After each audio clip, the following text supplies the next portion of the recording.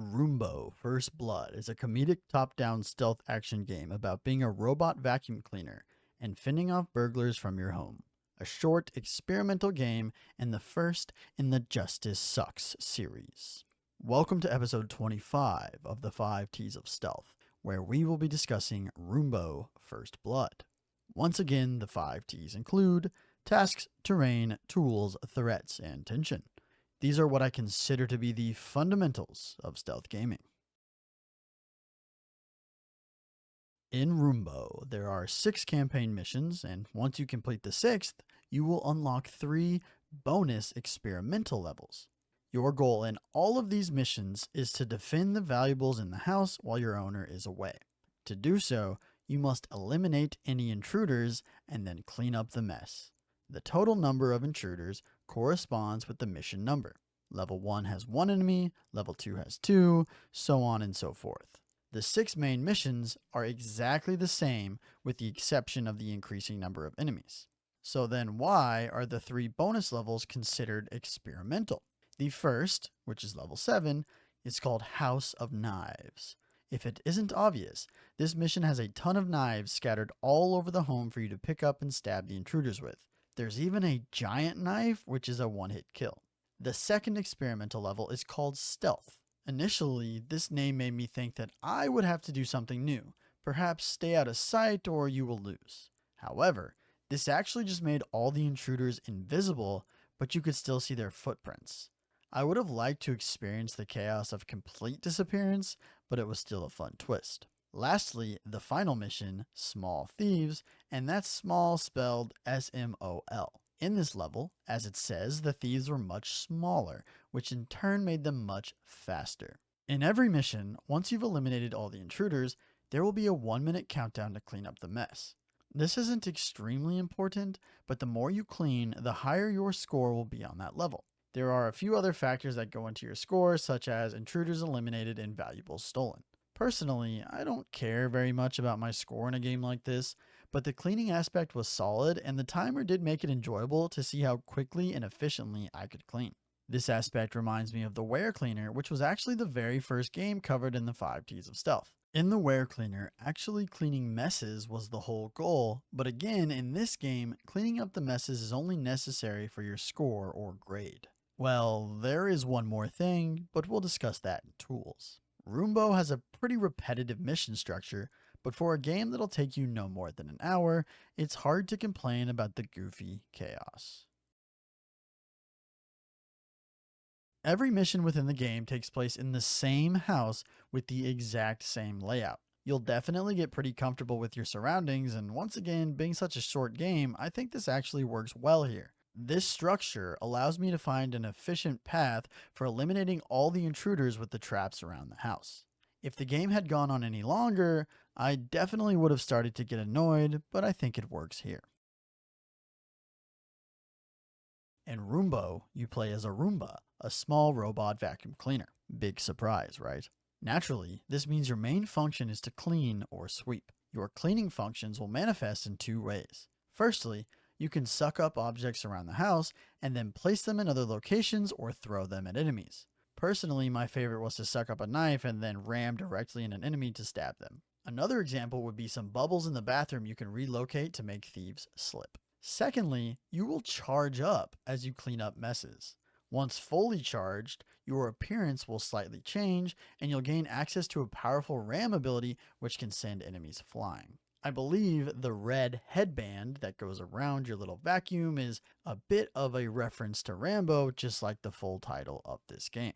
I definitely got into the loop of cleaning up as much blood as possible to spam the ram over and over. I guess I should explain where all of the blood is coming from. Whenever you deal damage to an intruder, a big pool of blood will appear on the ground where they took damage. It usually takes about 5 hits to finish them off, and once their HP hits 0, you can actually go over and, for lack of a better word, eat, or I guess I could say dismember the bodies. Doing so will make a horrific chainsaw-esque sound, followed by the body bursting into blood and chunks of meat, which I think are best described as the giant hunks of meat on a bone you'd see in like a cartoon. It's honestly such a gruesome moment in a playful, cartoony style. Blood and body parts aren't your only option, as all intruders will leave muddy footprints around the house as they walk, which can also be cleaned up. Now, for some more basic stuff, you can hide under furniture around the house, and there is a toggleable sprint, which I basically just had on the whole time. There's also a honk button, which works similarly to whistles in other stealth games, but it's something I hardly used. Now, for the other main mechanic, which was quite the surprise, you can hack objects around the house. Now, calling it hacking makes it seem purely electronic, but you can also hack doors to slam them shut and windows to launch what I'm assuming is either the blinds or the window frame, but I'm not sure which exactly. When you enter into this hacking mode, time will slow, giving you plenty of time to activate any traps that would be beneficial. Some other traps include fire sprinklers, which spray water onto the ground, causing intruders to slip, ceiling fans, which spin out of control, then fall straight down, outlets that let out a shock, an AC unit, which freezes enemies, and several more. My routine was pretty much focused around the fire sprinklers so that I could leave water all over the house and trip intruders even when I wasn't nearby. I should also note that I played with the free movement controls rather than the classic or tank controls because that's what felt better to me. But there is a note saying how this makes the game easier as it wasn't intended to have these controls. I started with the tank, but again, the free movement easily felt better, and I prefer my games to feel good to play. There is only one singular threat present in this game, and that is the intruders or thieves. At the start of a mission, the intruders will start banging on windows to indicate where they will spawn or enter the house. These intruders will walk around the house searching for valuables, and once they pick one up, you will be alerted the valuables being stolen, and it'll show the thieves' pathing. These guys are incredibly dumb, which honestly makes it a little difficult for me to fully confirm my next point. These thieves have a vision cone, but from what I could tell, their detection is just horrible. I theorized that if you weren't moving and they looked at you, then they'd think nothing of you considering you're a vacuum, but I'm really not sure if that's how it works or if they just really suck at detecting. When a burglar does detect you, they will start chasing you and try to kick you. They appear to be about the same speed as you, but most of the time it was just sheer chaos with spamming traps, so I'm not 100% confident on that.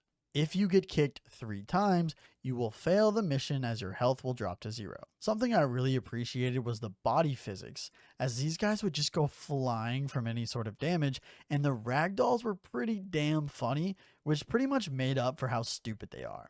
As I mentioned in tasks, we do have 2 variations of these enemies in the bonus levels. The invisible enemies were pretty dangerous if you weren't paying attention, but they died in 1 hit. The biggest challenge on that mission was almost more so accidentally eating an invisible enemy while getting chased, which of course led to you taking damage. The small enemies were definitely the biggest threat in the game.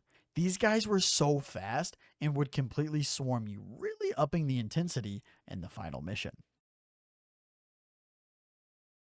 Roombo is an incredibly easy game, but I'd argue that's part of the charm. This isn't an extreme stealth experience. Rather, it's a very unique and entertaining concept that just feels good to play. The action aspect of stealth action really overshadows the stealth in this game, as I usually found there's no reason to actually take cover. Unless you're being swarmed, and then all the enemies will lose track of you no matter how close they were following. Again, the best part of this game is the concept, and it's not even close. A robot vacuum that has to protect the house from intruders is truly a next level idea. It is also my understanding that this title is more of a proof of concept for the sequel, Justice Sucks Tactical Vacuum Action.